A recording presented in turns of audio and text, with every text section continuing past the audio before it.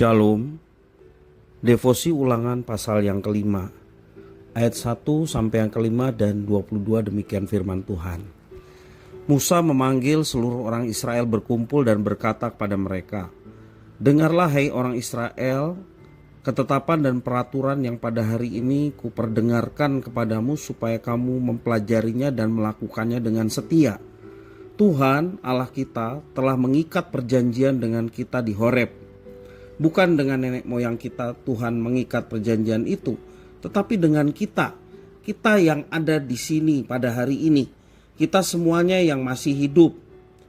Tuhan telah berbicara dengan berhadapan muka dengan muka di gunung dan di tengah-tengah api.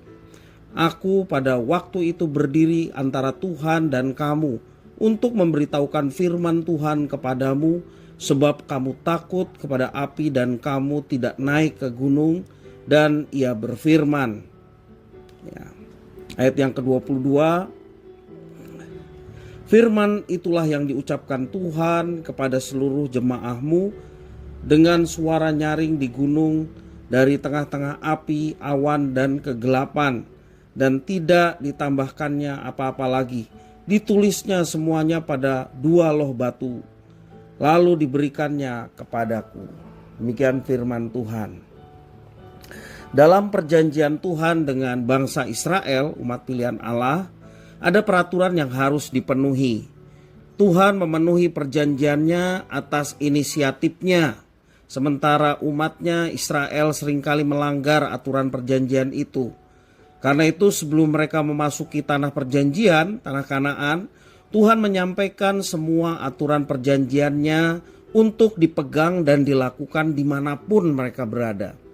Perjanjian ini berdasarkan kasih karunia Tuhan yang telah dinyatakannya sejak di Gunung Horeb, dan ketetapannya telah disampaikan pada nenek moyang mereka dan diulang lagi pada generasi baru Israel, di mana kitab Ulangan pasal 5 ini merupakan generasi yang baru yang kembali diingatkan akan perjanjian dari Tuhan dan dengan umatnya.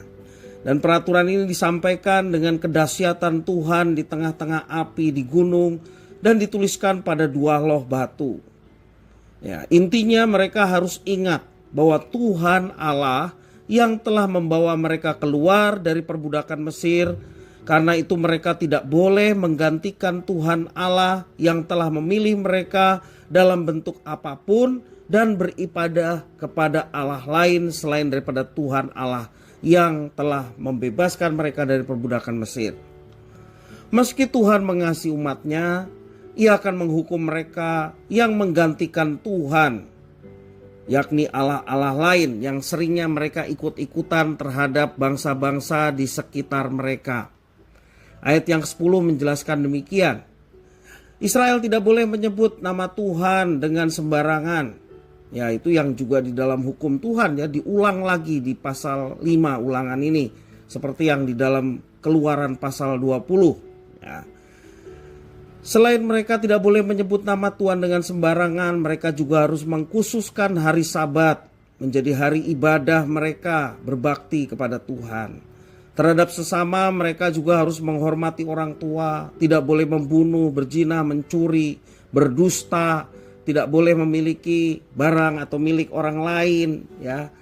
Tuhan memberikan banyak peraturan yang berhubungan dengan Tuhan dan sesama, antara manusia umatnya dan Tuhan, demikian juga umatnya dengan sesama, diatur dalam 10 hukum Tuhan yang telah diberikan Tuhan melalui Musa.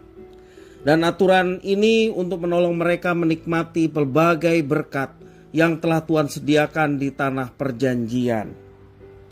Ketika umat Tuhan taat kepada Tuhan, maka mereka menunjukkan pengenalan yang benar dan bergantung hanya kepada Tuhan.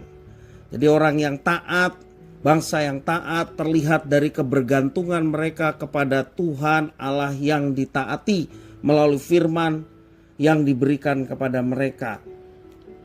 Dengan demikian mereka akan saling mengasihi, mereka akan saling menghargai, saling menolong. Dengan demikian mereka juga menikmati hari-hari yang mereka lalui dengan ucapan syukur karena semua yang mereka alami dan dapatkan karena berkat dan anugerah pemeliharaan Tuhan buat umatnya. Dengan rasa bersyukur dan saling tolong menolong satu dengan yang lain, sungguh mereka dapat melaksanakan apa yang diikat dalam perjanjian kasih antara Tuhan dan umatnya. Mari kita merenungkan firman Tuhan hari ini.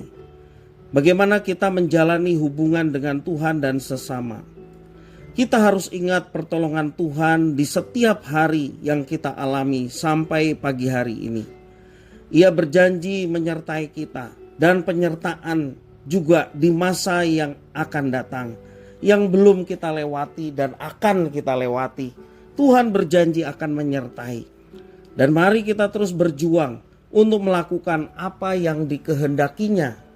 Semua janji, berkat, pemeliharaan, penyertaan itu akan dialami bagi setiap mereka yang dengan tekun dan setia melaksanakan apa yang diperintahkan Tuhan.